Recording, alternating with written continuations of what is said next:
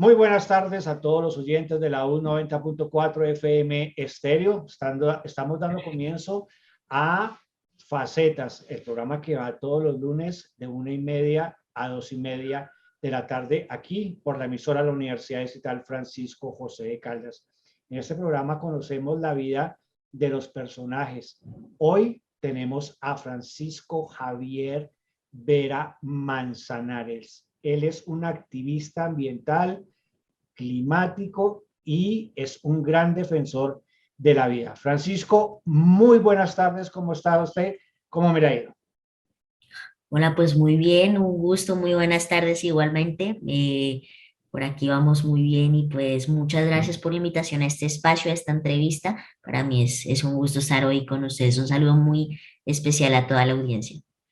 Muchísimas gracias, Francisco. Y arranquemos. ¿Dónde nace Francisco?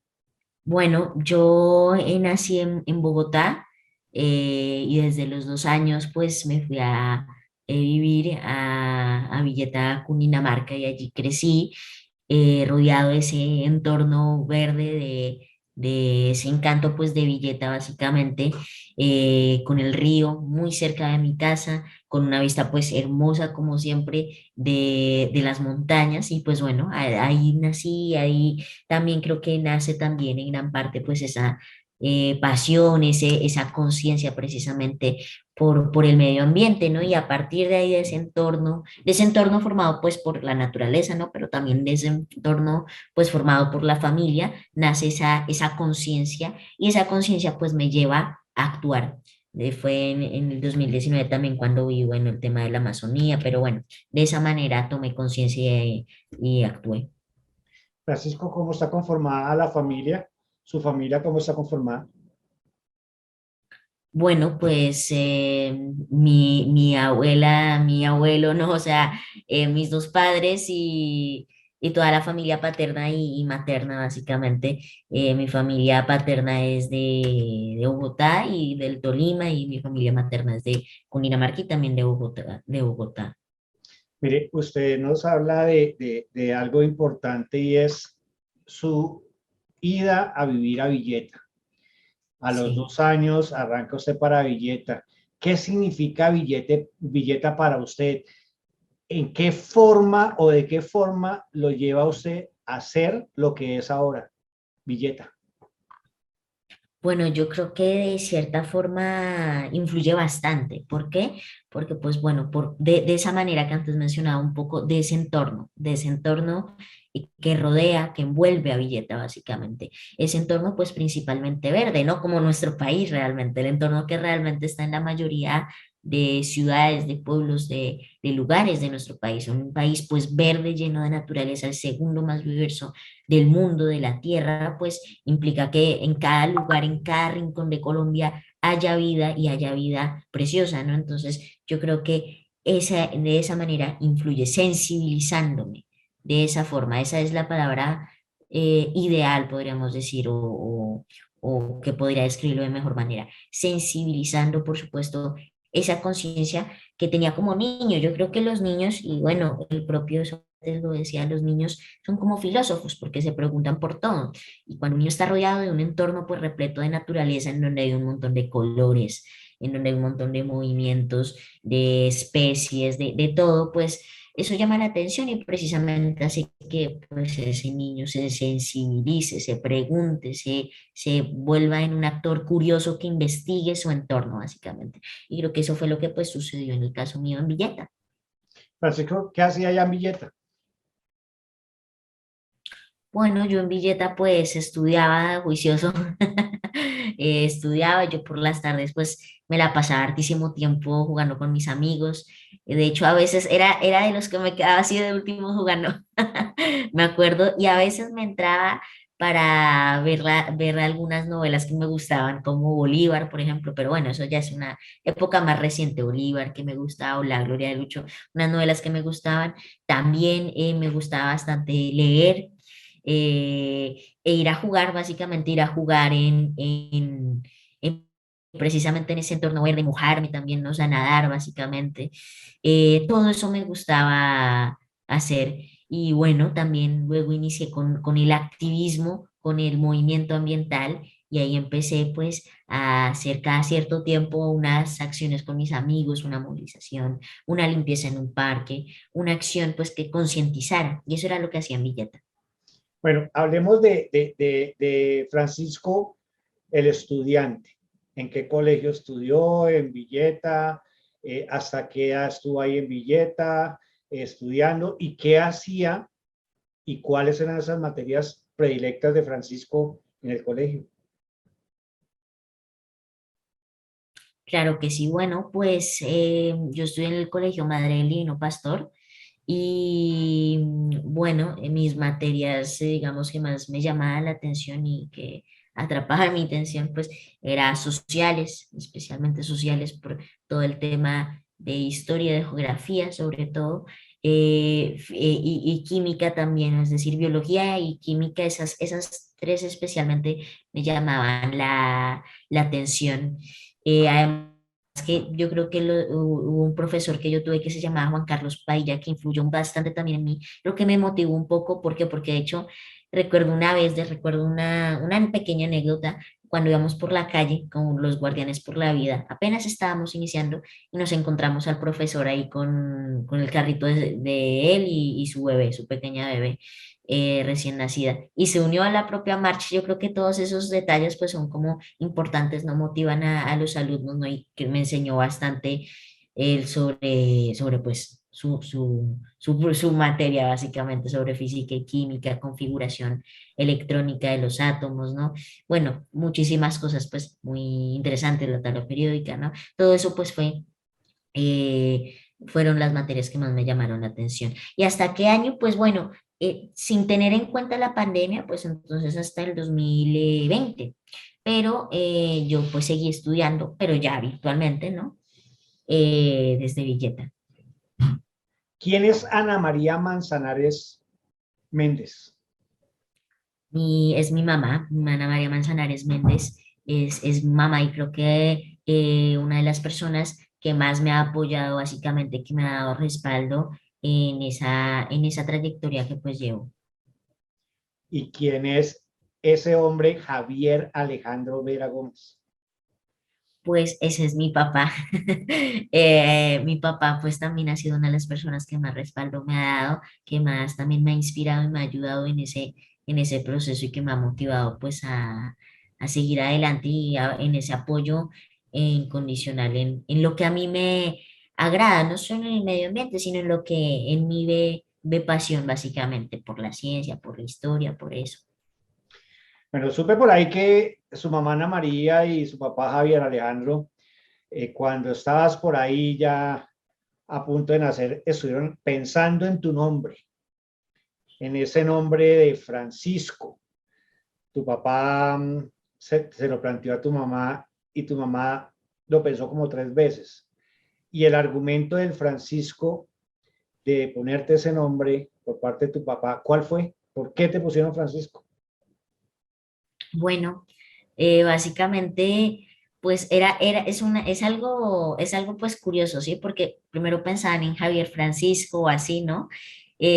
O también en el nombre de mi abuelo por parte de mi padre, y que se llama Eugenio, igual que también mi tío, es decir, el hermano de mi papá, que también se llama Eugenio, entonces, Eugenio Javier, algo así, no sé, eso he escuchado, de cómo tenían pensado ponerme, ¿sí? Y respecto a cómo me pusieron, pues eso fue por básicamente, pues por el santo de San Francisco de Asís, básicamente.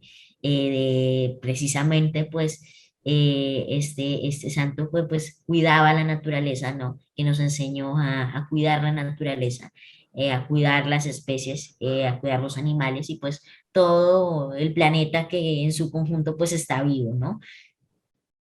Francisco, desafortunadamente en nuestro país, quien habla, quien se expresa, quien es reconocido por algún aspecto termina siendo amenazado.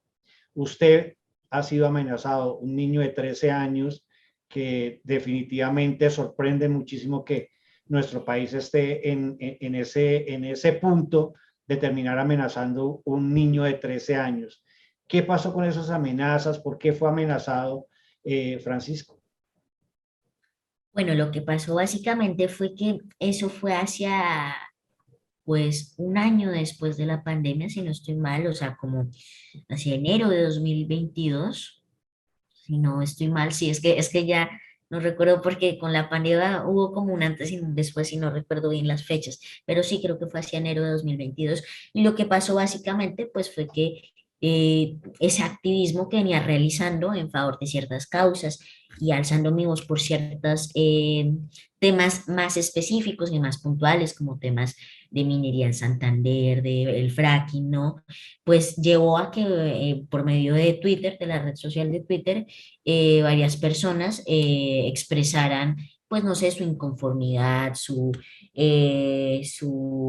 sentimiento de estar en desacuerdo con lo que yo decía y básicamente lo expresaran de una manera pues totalmente violenta, ¿no? Y agresiva por medio de esos mensajes. Y pues bueno, ahí el problema fue cuando no fue solo un mensaje, cuando no fue una cosa, podríamos decir, eh, individual, separada, sino cuando se convirtió en algo articulado, básicamente. Yo recuerdo que, por ejemplo, una vez hice un en vivo con El Tiempo sobre temas de cine. Estamos hablando así como hoy estamos hablando sobre las películas que más me han marcado, sobre los libros que más me han marcado. De hecho, la gente tuvieron que bajar el en vivo precisamente por la cantidad de ataques que había, básicamente. Entonces yo tenía, por ejemplo, un espacio todos los domingos, hacía un espacio todos los domingos sobre noticias ambientales y de ahí entraban y era algo articulado, ¿no? Entonces se volvió una situación pues insostenible, ¿no? Básicamente. Y esa fue la situación de las amenazas, básicamente. Que yo creo que finalmente debe haber garantías para que los niños nos expresemos. Los niños, yo creo que tenemos cosas importantes que decir y pensamos por nosotros mismos, pensamos nosotros propios pensamientos, lo que decimos, lo que transmitimos son pensamientos propios, básicamente. Y aún así hay gente que no lo entiende, que sigue y sigue, y que son tercos y que piensan que los niños simplemente o no tenemos voz o que creen que no tenemos voz o no nos escuchan o nos callan. Hay un paradigma pues de que los niños deben estar jugando, ¿no? Y estudiando y nada más, de que los niños son eso, actores de la sociedad pues que no tienen voz y que se dedican a jugar. Entonces cada vez que pues hago algo que no sea jugar precisamente y que lo muestro y demás, pues la gente va y me dice, vaya niño y juegue, ¿no? Y pues es una manera en gran parte pues de, yo diría, menospreciar pues la capacidad que tenemos los niños, porque yo creo que los niños tenemos fuertes capacidades que pueden aportar si nos permitiesen aportar. Así que eso fue la situación. Ven, Francisco, ¿qué fue lo primero que pensaste cuando llegó la primera amenaza? Ese pensamiento de Francisco, el niño de 12 años en ese momento. Bueno, pues yo no voy a mentir que realmente pues siempre sí sentí miedo, cierto escalofrío, ¿no? Finalmente, porque bueno, no sé si a ti te sucede eso, no sé qué más puedes sentir y no es más que miedo. Eh, pero además de eso, pues también cierto momento de reflexión para pensar precisamente a qué se genera ese miedo, ¿no? Eh, Básicamente, por ejemplo, hay una frase muy, muy, muy, muy bonita de Séneca, no, sí, de Séneca a Nerón, creo que es, o no recuerdo de quién es a quién, creo que era de Séneca a Nerón, o de Epicteto, de algún filósofo griego, que precisamente menciona que tu poder radica en mi miedo. Yo ya no tengo miedo, tú ya no tienes poder. Entonces también pensaba precisamente en todo eso, ¿no? Como tal vez mucha gente para tratar de tener poder, para tratar de llamar la atención, pues inculca miedo en las personas. Un miedo, pues que finalmente hace daño, ¿no? Porque hace daño, claro que hace daño y tiene, pues sí, sus consecuencias, ¿no? Todo su tema, ¿no? Básicamente. Eh, pero que finalmente es digamos, como una estrategia simplemente muy, muy baja. Entonces, como ese momento también reflexivo, digamos, eso fue ese momento de pensar, pues, que el miedo, todo eso que hoy estoy contando. Francisco, y el gobierno de ese entonces, el Estado, ¿Qué dijeron a raíz de esas amenazas? ¿En qué lo apoyó, no lo apoyó? ¿Qué dijo, qué no dijo el gobierno en ese momento cuando empiezan las amenazas? Bueno, realmente a la gente le encanta pues escuchar lo que dicen los gobiernos, ¿no? Y a los gobiernos les encanta pues decir, ¿no? Decir y hablar, ¿no? Y pues precisamente el propio presidente de aquel entonces se pronunció y dijo pues que iban a ir detrás de aquellos que habían amenazado que me habían amenazado básicamente. Así que pues bueno, ese fue el pronunciamiento que dio el gobierno y claro, ya por otra parte, en la realidad, porque siempre, pues siempre en todo, en los tratados, en las promesas, en los compromisos de las personas, realmente siempre hay una doble cara, ¿no? Realmente una doble cara de la moneda, ¿no? Una parte en donde se promete y otra en donde se ve si se cumple o no. Y yo creo que es muy importante pues que hoy en día haya líderes, haya gobiernos, haya estados capaces de hablar por medio de los hechos, por medio de sus acciones, básicamente. Pero pues no fue ese el caso, básicamente. Francisco sale de Colombia, se va para Barcelona. ¿Ustedes escogieron el destino o el destino escogió que ustedes fueran allá? Bueno, yo diría que la vida y que Dios permitió. Yo creo que eso fue, claro, bueno, bueno, realmente es que sí, el destino yo creo que nos trajo hacia acá, ¿no? En gran parte, ¿no? Y bueno, Barcelona pues ha sido un lugar realmente, España pues yo me siento muy agradecido por siempre la solidaridad que ha habido y por precisamente haberme acogido y creo que eso es algo que pues agradezco de todo corazón y que en serio eso es una gracias, unas gracias muy grandes para pues bueno, para toda esa solidaridad y bueno, y con toda la gente que finalmente ha hecho posible que siga en este activismo, ¿no? Con mi familia, con mis amigos, con las personas que me han acogido, básicamente. Eso creo que es algo muy, muy, muy, muy especial. ¿Cómo ha sido ese cambio de la ciudad de Bogotá a Barcelona? En lo personal, en el estudio, en lo familiar. ¿Cómo ha sido ese cambio y cómo lo ha afrontado Francisco? Primero, pues en lo familiar, por ejemplo. Comencemos por ahí. En lo familiar, pues ha sido un poco más duro, ¿no? Igualmente, yo pues tenía familia en Barcelona, ¿sí? Pero bueno, igualmente, digamos, familia no cercana, ¿no? O sea, cercana me refiero, o sea, a primos no tan lejanos, ¿sí? O sea, me refiero a que el núcleo familiar más cercano, pues está más lejos, ¿no? Es decir, integrantes de mi familia, pues que son muy cercanos a mí, ¿no? Entonces, eso por una parte, en un aspecto pues personal, creo que he podido enriquecer bastante, pues,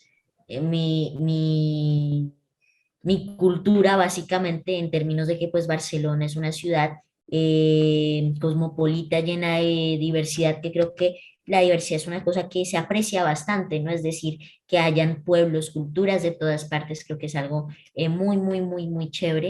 Incluso que se hable precisamente en otro idioma, ¿no? Porque ¿qué es lo que pasa? En general, yo creo que en Latinoamérica hay bastante biodiversidad en general, ¿no? Hay diversidad viva, la naturaleza, ¿no?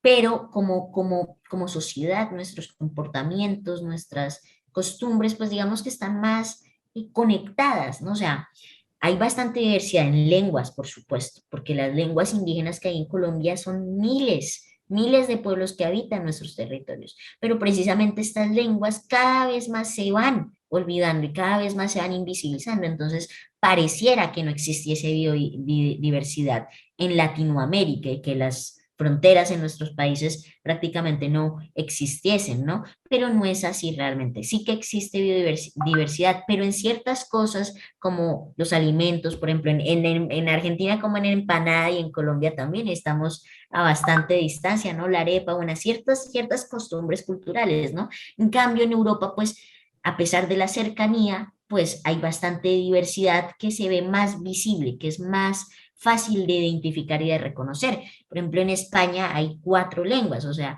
se habla catalán, gallego, vasco, el español, y por ejemplo en La Gomera, en Canarias, hay un silbido por el cual se comunican. Es una isla muy antigua y que tienen un silbido propio y que es de hecho patrimonio de la humanidad. Entonces, todo eso, aprender todo eso, pues creo que ha sido una experiencia en ese sentido. Y en el estudio, pues creo que también ha sido otra experiencia porque, pues bueno, las clases todas son en catalán, a excepción pues del castellano y, y del inglés.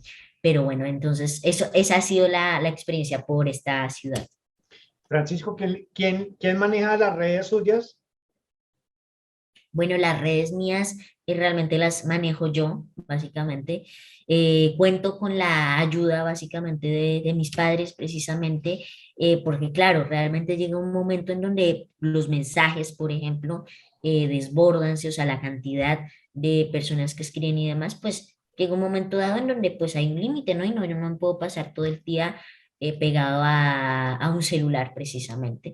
Entonces, ahí está, lo manejo yo y siempre ha sido una cosa pues sumamente orgánica desde mis redes. Yo lo que trato de hacer básicamente pues es transmitir ese mensaje ambiental, transmitir las noticias ambientales, ¿no? Dar datos curiosos, informar básicamente, o sea, servir ahí como que las redes me sirvan como un amplificador, ¿cómo se llama?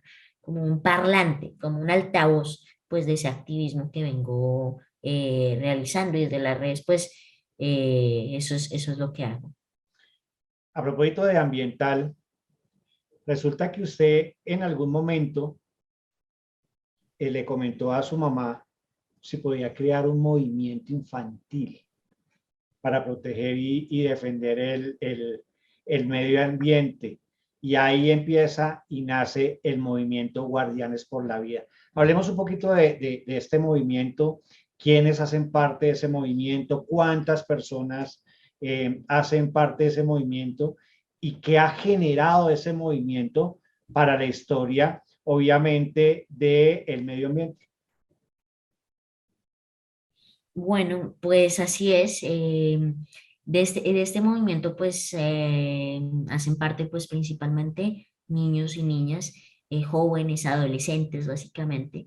Porque, ¿qué es lo que pasa? Pues en el contexto de la crisis climática hay distintos afectados, ¿no? Y hay un concepto que se llama justicia climática, es decir, quienes menos, por ejemplo, han afectado, quienes menos han emitido gases de efecto invernadero, quienes menos han contaminado, han hecho daño a la naturaleza, son los más afectados. Y ese, por ejemplo, es el caso de los países como, por ejemplo, Colombia, cualquier país de África, de Latinoamérica incluso, y del sudeste asiático y de Oceanía, países pues que básicamente están en un entorno vulnerable, aunque no hayan causado ese entorno vulnerable, ¿sí? Es decir, a veces uno mismo se causa sus propios males, sus propios daños. Cuando uno come azúcar, cuando uno se come esos chocolates y todo, se está causando un propio daño. Pero que alguien te produzca un daño a ti es algo pues terrible, ¿no? Es una situación de injusticia, desigualdad y que sucede precisamente con los países que están en vía de desarrollo, ¿no? Y eso mismo sucede con las generaciones. Yo creo que a las generaciones actuales no hemos podido, o quienes están recién nacidos, no han hecho ningún daño al planeta porque acaban de nacer, ¿sí? Pero, pero sí que van a vivir las consecuencias del cambio climático. Yo ya he hecho un daño al planeta, ¿sí? Pero la responsabilidad que voy a tener que asumir para afrontar ese daño, como niño, como individuo, como ciudadano, no va a ser proporcional al daño que yo hice, ¿sí? Entonces se genera injusticia. Por ende, decidimos hacer un movimiento con mis compañeros que se llamara Guardianes por la Vida y que básicamente consistía en que los protagonistas ahí son los niños, por eso mismo, porque somos los principales vulnerables y porque somos agentes de cambio en medio de esta situación. Somos quienes vamos a transformar esta situación para mejor. Y eso es lo que esperamos, ¿no? ¿Cuánto, Así que cuánto, pues, ¿Cuántos niños hacen parte de los guardianes y son solamente de Colombia o es a nivel mundial? bueno, de Guardianes por la Vida pertenecen 700 niños en diversos procesos, básicamente. De hecho, hoy mismo estábamos iniciando un nuevo nodo en Popayán, de la Escuela de Formación Climática Ciudadana y Ambiental. Digamos que son 700 niños que se suman en varios procesos. Tenemos por una parte esta que acabo de mencionar, la Escuela de Formación Climática Ciudadana y Ambiental, que son varios procesos presenciales en todo el país. Nos reunimos cada sábado a hablar de temas puntuales como derechos humanos, no solo medio ambiente también, derechos humanos, ciudadanía, precisamente, porque ahí hay tres palabras: ambiente, clima y ciudadanía. ¿Sí? ¿Y cuál es la importancia de esa última, que creo que es trascendental? Que de las dos últimas, de las dos primeras, de ambiente y clima, hay muchísimos proyectos de medio ambiente, pero digamos que de ciudadanía, es decir, un eje transversal que precisamente le dé la noción a los niños de la importancia de alzar sus voces, de que tienen una voz, de que tienen unos derechos que pueden defender si sienten que están siendo vulnerados, ¿no? Es algo fundamental. Y esos procesos están pues en Sibundoy, en Cumbal Nariño, en Sumapaz, Bogotá, en Popayán, en Tumaco, Nariño también, en norte de Santander, en varias, en esas zonas del país básicamente. Y también pues tenemos otro que pues como tal es la red de escuelas guardianas por la vida, que son colegios de Colombia también, pero que también ahí se le suman colegios de España. Y tenemos el movimiento como tal, que es donde hacemos una serie de acciones como movilizaciones. Ahora mismo estamos movilizando una cosa que es a nivel mundial y que es muy, muy, muy grande, que se llama la Declaración de la Ecoesperanza. El año pasado esta misma declaración yo se la puedo entregar al gobierno del presidente Petro, al presidente Petro mismo, a la vicepresidenta y a la ministra de Ambiente en una reunión en el marco de la COP27 en Egipto. Se la entregué a ellos y esta declaración básicamente cuenta con unas 4.000 firmas de niños de Colombia y de Latinoamérica, básicamente, que plantean cuatro peticiones. La primera petición es garantías para los derechos de los niños. La segunda es políticas reales de mitigación, de reducción y adaptación al cambio climático. La tercera petición, y yo diría que la más importante, es la educación climática, ciudadana y ambiental. Y la cuarta petición es la descarbonización de la vida, básicamente. Los espacios y también los espacios de representación y participación de los niños. Esas son las cuatro peticiones. También se las hemos entregado a la alcaldesa de París, al gobierno egipcio, a los ministros de Ambiente de República Dominicana, a distintas organizaciones. Y lo que estamos buscando es que estas peticiones, pues son peticiones finalmente fáciles de adaptar a un contexto, es decir, un alcalde, el alcalde de un municipio, de una ciudad, lo pueden hacer así como un presidente, básicamente, por medio de sus ministerios, ¿no? O sea, son peticiones que realmente son fáciles, son traducibles, son fáciles de traducir acciones puntuales que vienen de parte de los gobiernos y son la exigencia pues que tenemos miles de niños y que esperamos que ese número de miles de niños siga aumentando y es lo que estamos haciendo, esos guardianes por la vida. Francisco, esas peticiones que ustedes entregan tanto a la ministra como a la vicepresidenta Francia Márquez y al mismo presidente de la República, Gustavo Petro, ¿cuál es el compromiso de ellos? ¿Qué compromiso generaron ante ese momento en que entregas las peticiones?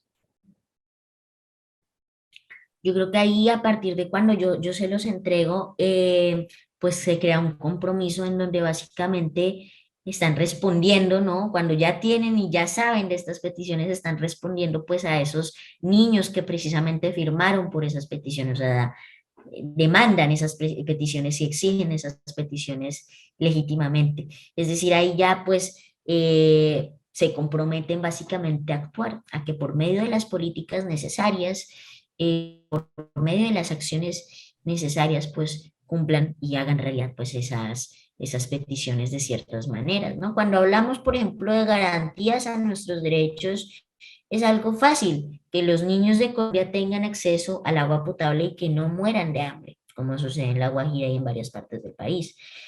Cuando hablamos de, por ejemplo, educación climática, ciudadana y ambiental, es que los procesos de educación climática, ciudadana y ambiental que hay desde los territorios sean reconocidos y apoyados por el gobierno y que el mismo impulse sus propios. Es el compromiso adquirido, pues espera que ese compromiso y que esas palabras sean reales y sean demostrables, básicamente. pero eso es, y también pues aprovecho para invitar a todo aquel que sea menor de 18 años que pueda buscar la petición, claro. No sé de qué manera pues les podría pasar un link, pero si quieren ustedes mismos pueden buscar en change.org la declaración de la ecoesperanza y ahí les saldrá la petición, o mejor entrar a las redes sociales de Guardianes por la Vida o de Francisco Activista.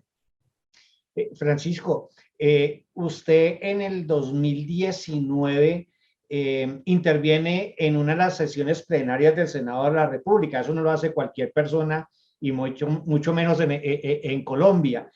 Usted les pide a los congresistas que empiecen a adoptar legislaciones reales para la vida en temas tan importantes como el fracking, como los plásticos, como el maltrato animal y en todo lo que tiene que ver con los testeos de animales que utilizan tantas farmacéuticas. ¿Cómo le fue? Y realmente sí vio, eso fue en el 2019, ya vamos para 4 años de su intervención, ¿se ha visto resultados?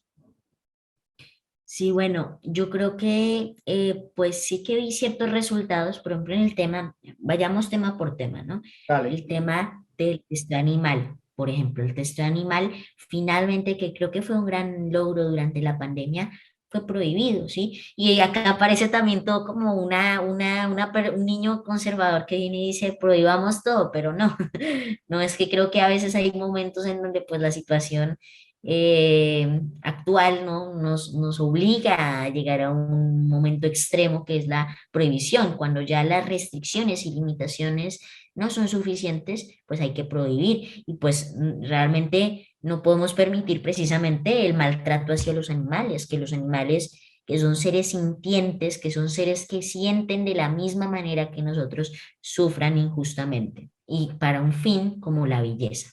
Entonces, pues en esa primera petición del texto animal, pues creo que sí vi avance porque simplemente el objetivo que era llegar a la prohibición, a que la aprobación de la prohibición, pues se logró, se consiguió.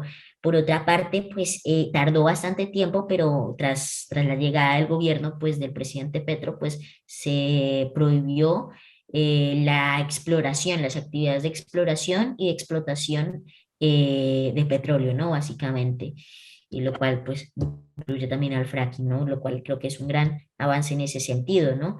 Incluye la prohibición, ¿no? Pero los contratos que ya están firmados, pues siguen su curso, ¿no? O sea, la explotación y exploración que ya estaba firmada, pues sigue con normalidad, básicamente, pero ya a futuro no se podrán establecer más. Y por otra parte, yo creo que pues legislar para la vida, pues dije esas peticiones, ¿no? Pero bueno, eso va mucho más allá y es lo que siempre trato, en lo que siempre trato de hacer hincapié e énfasis, y es que legislar para la vida en el contexto pues ambiental es legislar, por ejemplo, para esas políticas, pero también hay un contexto social, político, animal, ¿no? O sea, hay varios contextos, ¿no? En donde se legisla para la vida y precisamente el contexto en ese momento era la reforma tributaria. Estaban votando la reforma tributaria en ese momento y creo que el día anterior habían hecho un cacerolazo en la propia plenaria del Congreso y bueno, había mucha tensión en todo el país, ¿no? Por esa votación y por la decisión que tomaran los congresistas. Pero el caso es que yo hice también un llamado a precisamente legislar para la vida y tener en cuenta que legislar para la vida es legislar para una vida digna, ¿no? Para una vida digna de las personas, ¿no? Que no afecte y que no hayan políticas pues abusivas con aquellos que pues están en una situación de pobreza y desigualdad en uno de los países también más desiguales del mundo como lo es Colombia. Entonces, eso es. Esa fue también otra de las peticiones y en las cuales pues creo que aún hay un largo camino, que ha habido avances, pero claro, esos avances, por ejemplo, hace un par de días se aprobó el Tratado de los Océanos. Eso es un avance, pero es que el camino aún es largo para que ese tratado se vea reflejado en la realidad. Sí, o sea, hay varias facetas, digamos, de las luchas medioambientales, de los temas medioambientales. Si hablamos de cambio climático, pues hablamos por una parte de la discusión. Las discusiones sobre cambio climático en la ONU son consensuadas. Entonces, pues toma mucho tiempo. Entonces, esa es la primera faceta, ¿no? Establecer consensos, lo cual está buenísimo, pero que finalmente se extiende mucho. La segunda faceta, que estos consensos, que estos compromisos los adquieran todos los países y que haya, bueno, sí que haya cierta, bueno, no, esa es sería la primera faceta. La segunda más bien es que esto pase a la realidad, ¿no? A que esto pase a la realidad. Y la primera, pues, de que los gobiernos no sean negacionistas, ¿no? O sea, la primera de la primera, ¿no? Mire algo interesante, Francisco, y es ese tema de que Petro se ha caracterizado a nivel internacional como es un gran líder ambiental. Ha dado muchísimos discursos, ha tenido en algunos momentos recepción a esos discursos, en otros momentos consenso, en otros momentos no lo ha tenido. ¿Realmente esos discursos y esas acciones de Petro van a hacer o van a hacer a minar un poquito el tema y la desazón que tiene el medio ambiente en este momento por parte de los grandes líderes? Bueno, yo creo que pues puede que sí, ¿no? Pero bueno, a veces mucha gente se lo pone en duda, ¿no? Porque precisamente, pues mucha gente se dice, no, a ver, los grandes líderes ahora están pensando es precisamente en otros temas, están mirando hacia Ucrania, están mirando hacia cómo conseguir petróleo, ¿no? Hacia cómo invadir a más países y conseguir petróleo, hacia el problema del agua, que ahí hay algo muy curioso con el Tratado de la Antártida, por ejemplo, eh, un tratado pues en el cual están interesados bastantes países, entre ellos Estados Unidos, y que mucha gente conspiradora propone que incluso es por el tema de la sequía, que en un futuro puede llegar un momento en donde grandes hielos se traerán de la Antártida hacia el norte, básicamente, hacia el Ecuador y hacia donde haya sequía, ¿no? Pero bueno, todo eso pues es un tema, pues yo diría que bueno, que sí puede que vaya a influir en las decisiones de los políticos, ¿no? Pero que bueno, que yo lo dudo realmente, o sea, que estoy ahí dudando bastante en que realmente a causa de un discurso, pues, yo creo que ha habido discursos históricos, ¿no? El discurso, por ejemplo, de Martin Luther King, o el discurso que dio Chaplin, también muy, muy, muy interesante, discursos que han marcado la historia, ¿no? Que la han partido en dos, pero creo que en ese tipo de contextos pues es más difícil que un presidente pues como que exija como país afectado, como país, de hecho es lo que sucede todos los días, ¿no? No el propio presidente, sino los representantes de los países africanos, de Colombia, sí, ante las Naciones Unidas en el marco de las negociaciones climáticas, pues exigen, demandan y dan discursos precisamente, pero estos países del norte global no escuchan y siguen precisamente con sus economías extractivistas y de explotación. Entonces, eso es, aunque no sé si respondo muy bien a la pregunta como tal. Ahí está bien, Francisco. Eh, Uno de los grandes, creo que problemas que hemos tenido en este siglo es el tema del COVID. Y usted ha sido muy claro, todo es el manejo que se le dé desde los grandes líderes del mundo. Usted como niño, ¿cómo vio que realmente se le dio el manejo al tema del COVID-19 en el mundo y obviamente en Colombia, porque usted vivió prácticamente el COVID aquí en Colombia? Bueno, yo creo que se le dio un manejo, pues bueno, por una parte yo diría que depende de qué momento de la pandemia, ¿no? Por ejemplo, hubo un momento que de hecho fue en el momento de la amenaza, en donde había una gran discusión en el país sobre el tema de si los niños iban a ir al colegio o si iban a quedar en las casas, estudiando, ¿no? Para estudiar me refiero, si iban a ir pues sí, presencialmente o virtualmente. Y ahí era la discusión, ¿no? Yo realmente, pues por una parte, creo, a mí me da miedo ir al colegio, a mí me da miedo contagiarme. Yo recuerdo que hubo una época de total encierro de esos primeros meses de confinamiento, ¿no? O sea, de eso que fueron como una época de 6 meses, luego se reactivó un poquito y luego volvió a caer. Sí, creo que ahí hubo subidas y bajones. Y creo que esas subidas precisamente se dieron porque nos descuidábamos. Entonces creo que hubo pues en gran parte cierto descuido y ahí lo que más se jugaba era la vida de las personas que finalmente hubo bastantes, ¿no? Y creo que últimamente se ha normalizado, ¿sí? Muchos estados han metido al COVID en una categoría como gripa, digamos, a griparizarlo, no sé si esa palabra existe, sí, a categorizarlo como una gripa, como si fuera una gripa, y le han dado menos importancia, porque claro, ya hay menos casos y todo, pero claro, yo creo que hubo ciertos momentos de descuido en donde pues precisamente se generaban esas subidas de casos de una situación. Y bueno, pues creo que las pandemias las pandemias de hoy en día y la expansión tan rápida de las mismas, pues se debe en gran parte y tiene cierta relación con el medio ambiente, ¿no? Es decir, pues es un tema que proviene de la globalización, ¿no? Que precisamente hay miles de aviones volando ahora mismo sobre los cielos, hay miles de personas transmitiendo pues todo tipo de cosas por el aire, así cada vez más pues estamos más comunicados y creo que es algo muy bueno, pero claro, en términos, por ejemplo, de la salud, pues eso no tan bueno, ¿no? Porque pues las pandemias en ese sentido se expanden con mucha más facilidad, ¿no? Porque hay factores que permiten que se expandan con más facilidad. Así que pues eso es lo que yo veo, ese manejo. Y bueno, no terminé como de explicar, yo lo que estaba diciendo era que no estaba del todo de acuerdo con que fuéramos de manera presencial, así que proponía que se fuera de manera virtual, ¿no?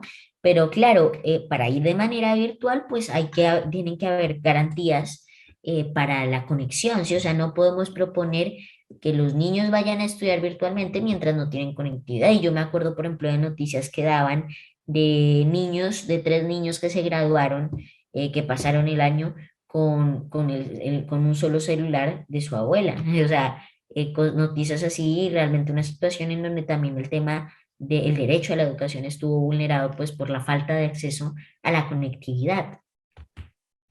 Francisco, usted es asesor infantil del Comité de Derechos del Niño en la ONU. Cuéntale un poquito a los oyentes y a los televidentes que van a estar o que están viendo esta entrevista, ¿cómo es ese manejo? ¿Usted se sienta con quiénes, a quiénes asesora, sobre qué temas asesora y cómo es esa receptibilidad que tienen los adultos a lo que dice un niño como usted? Bueno, yo pertenezco a ese grupo asesor, sí, básicamente para dar el contexto, pues cada tratado y convención de Naciones Unidas tiene su respectivo órgano asesor o que vigila el comportamiento de cómo se garantizan pues estos derechos que enmarca cada tratado, ¿sí? Por ejemplo, hay una convención marco de Naciones Unidas para el Cambio Climático. Uh -huh. Esa convención marco, por ejemplo, tiene un órgano experto que se llama el IPCC. El IPCC que de hecho ayer sacaron otro informe del IPCC, cada año sacan un informe y que van contando cuál es la intensidad, la situación actual climática, básicamente. Pero a su vez tiene una reunión anual que es la COP. La COP es, digamos, pues la reunión de los líderes mundiales sobre clima y que se enmarca en el IPC, en la Convención Marco de las Naciones Unidas para el Cambio Climático. Esa por poner un ejemplo. O por poner otro ejemplo, pues el caso del comité asesor. En 1992, perdón, en 1989, se firmó la Convención de los Derechos del Niño, ¿sí? La Declaración de los Derechos del Niño. Y esta pues enmarca los derechos del niño, porque de manera inicial en la Declaración Universal de los Derechos Humanos no se tenía previsto precisamente a los niños como sujetos de derechos, básicamente. No se enmarcaban nuestros derechos. Y tras esta declaración se creó ese órgano asesor que vela por la garantía de estos derechos de los niños, que es el Comité de los Derechos del Niño. O sea, es que hay bastantes palabras, ¿no?, que a veces pueden llegar a enredar. Ese Comité de los Derechos del Niño hace un informe anual un informe sobre diversos temas. El de 2013 fue, por ejemplo, sobre participación política. El de, por ejemplo, el de 2000 no sé, no sé, yo me acuerdo del de 2013 sí, porque fue uno de los que vi, pero no me acuerdo del año específico, pero sí me acuerdo de los temas, por ejemplo, sobre sanidad, acceso a la sanidad, al saneamiento y al agua potable, sí, al agua potable. Hacen encuestas, consultas y buscan recoger la mayor cantidad de opiniones, de testimonios, de vidas de niños posibles, básicamente, y de la mayoría de países, básicamente. Y con ello, este comité, compuesto por 18 adultos expertos, realiza esta misma observación y le da unas recomendaciones y lineamientos a seguir a cada país. ¿Sí? Entonces, por ejemplo, si en Colombia, pues precisamente se contó que la inseguridad hídrica es mucho más intensa que en otros países como de Europa o del norte global, pues por tanto, pues ahí se le da el lineamiento a Colombia de cómo debe actuar, cómo debe proseguir, si va bien, si va mal. Entonces, ahí está ese grupo asesor de niños que asesora a esos 18 expertos. Y por una parte los adultos lo han tomado bien. Digamos que siempre son, siempre escuchando, ¿no? Muy serios, ¿no? Pero bueno, creo que también siempre está un poco ese rol en donde finalmente, pues por más que queramos, siempre vamos a estar en esos roles, ¿no? Pues en donde el niño escucha al adulto, ¿no? Pero bueno, yo por ejemplo he podido compartir bastante con Luis Pedernera, que es uno de los 18 expertos y es de Argentina precisamente, y bueno, ahí hay varios. Y el caso es que pues nos ha ido muy bien y yo me siento a hablar precisamente con ellos y con mis compañeros, pero especialmente con mis compañeros, con esos otros 12 niños.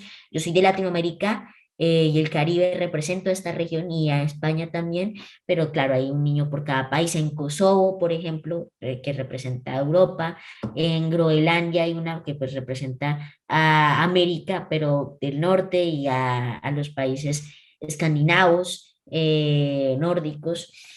Hay otra niña en Kenia, hay también, bueno, de varias, otro en India y bueno, en varias partes del mundo básicamente. Pero el caso es que eso es. Francisco, usted toca un tema bien importante y es el tema de las cumbres del clima. En el 2021, en el COP que se realizó en Glasgow, se encuentra usted con otra gran líder de 18 años, Greta Thunberg. Se encuentran, se ven y ella dice una frase bien interesante, bien importante que quiero traerla a colación. Le dice a usted que usted es una inspiración para muchos jóvenes en el mundo y especialmente para ella. Y te dice, nunca pares. ¿Qué tan importante es para Francisco encontrarse con Greta, que ella le diga eso? ¿Y qué tan importante es para Greta encontrarse con Francisco? Sí, bueno, realmente la segunda pregunta no podría responderla yo, creo que la podría responder Greta, ¿no? Pero de todos modos, Pero pero venga Francisco, de todos modos, sí, sí, Greta sí. en algún momento también le echó muchas flores al movimiento de Guardianes por la Vida, ¿no? También en el 2019, si la memoria no me falla. O sea que Sí, bueno, usted no es tan lejano a sus pensamientos, si me permite nombrarlo así, ¿no? sí, claro. Bueno, pues primero respecto a lo primero, yo diría que fue muy importante, sobre todo por el momento dado, ¿no? Pues lo que es la euforia del momento, ¿no? La emoción del momento, ¿no? En ese momento pues estaba emocionado, ¿no? Básicamente. Y creo que pues a largo plazo, eso en corto plazo, pero a largo plazo pues creo que también fue importante porque pues básicamente pues es algo que he tratado de hacer, no parar, ¿no? Pero claro, descansando, ¿no? No parar, eso de no parar, literalmente no se puede hacer. Eh, y por otra parte, pues creo que básicamente sí, sí tuvo cierta repercusión en ese sentido poder generar inspiración, ¿no? En que más, de que surjan más líderes y niños activistas precisamente que alcen sus voces. Creo que precisamente cuando una persona, pues cuando un joven ve, por ejemplo, a más jóvenes actuar, pues creo que es algo que motiva, ¿no? Como una cadena, como unas fichas de dominó que se caen, ¿no? Una tras otra. Y creo que eso genera inspiración. Pero pues bueno, yo diría que ahí está ahí y de la importancia de trabajar en ese sentido entre activistas de mano a mano, ¿no? De codo a codo básicamente y de poder hacer lo posible porque esta lucha pues no se quede de manera individual o solamente siempre pensando en lo global y actuando en lo local, mejor dicho. Francisco, ya estamos entrando pues en la recta final de esta entrevista, pero no puedo dejar de hacerle dos preguntas. La primera, ¿cómo le ha ido con el libro que escribió, que es El cambio climático? Así se titula.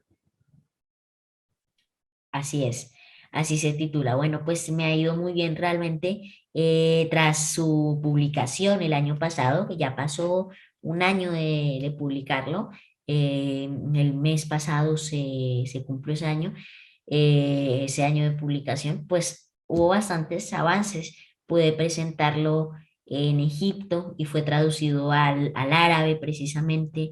Eh, pues realmente nunca hubo una presentación, digamos, presencial, pues sí que a veces lo llevaba y lo mostraba así, pero nunca lo presenté de manera presencial. Lo presenté una vez, digamos, o sea, hablé de él, sí, pues así como en un espacio en Canarias frente a 800 niños con un gran amigo que se llamó Martín, en el marco de un festival de ballenas llamado Aronasos Atlántico. Bueno, pude estar en varios espacios utilizando el libro como herramienta de la educación ambiental, que era el objetivo. El objetivo era ese, que precisamente la gente, los niños, no solo los niños, ¿no? Porque pues porque tenga ilustraciones no solo tiene que ser para niños, ¿no? Puede ser para todo el mundo, para todos aquellos que quieran conocer qué es el cambio climático. Y conocer esos conceptos básicos, saber sobre el IPCC, saber sobre el efecto invernadero, saber sobre qué podemos hacer, porque también ahí está la gracia, ¿no? Que pues el libro es interactivo y plantea acciones, actividades, ¿no? Porque un libro puede trascender. Las hojas y las palabras que hay en cada hoja de un libro puede llegar al corazón, pero puede trascender incluso a un mundo no solo, pues, digamos, mental, no de los sentimientos, sino físico también. Ya para finalizar, Francisco, en varios sitios buscando información para esta entrevista, me encontré con el deseo que tiene usted de ser presidente de Colombia. ¿Por qué quiere ser presidente de Colombia? Bueno, realmente porque yo quiero pues aportar desde algún campo. Y yo creo que el campo de la política es un campo pues muy complejo, ¿no? Pero creo que es un campo realmente pues que permite hacer cambios ágiles, rápidos y que pueden llegar a ser ambiciosos, por ejemplo, en términos climáticos, en términos de paz, en términos sociales, ¿no? En varios aspectos de la sociedad, pues colombiana que hoy están muy debilitados y que ojalá en un futuro se vayan recuperando. E incluso que ojalá estos aspectos en donde, por ejemplo, en términos de derechos humanos, en términos de cambio climático, estos aspectos en un futuro, cuando ya tenga la edad para ser presidente, ya no estén tan presentes realmente. Ojalá. Yo quiero realmente, si Dios lo permite, llegar a ser presidente, pues para eso, básicamente, pero si no aportar desde algún otro campo del conocimiento, como por ejemplo la ciencia, que me interesa bastante. Me encanta la ciencia, básicamente me parece un área desde donde también se pueden hacer muchas cosas. Francisco, una recomendación para los niños en todo lo que tiene que ver con medio ambiente. ¿Qué le recomienda usted rápidamente a los niños? Yo que les recomiendo que alcen sus voces, que reciclen, que anden a pie, en bici, en transporte público. Bueno, también es que niños, ¿no? Pero bueno, el caso es que si tienen la posibilidad de decidir y de andar con sus padres, recuérdenles que es importante eso, no andar tanto en el carro, tampoco consumir tantos plásticos, eso sí lo pueden hacer ustedes, cambiar el plástico, utilizar botilitos, bolsas de tela, utilizar materiales que no contaminen tanto.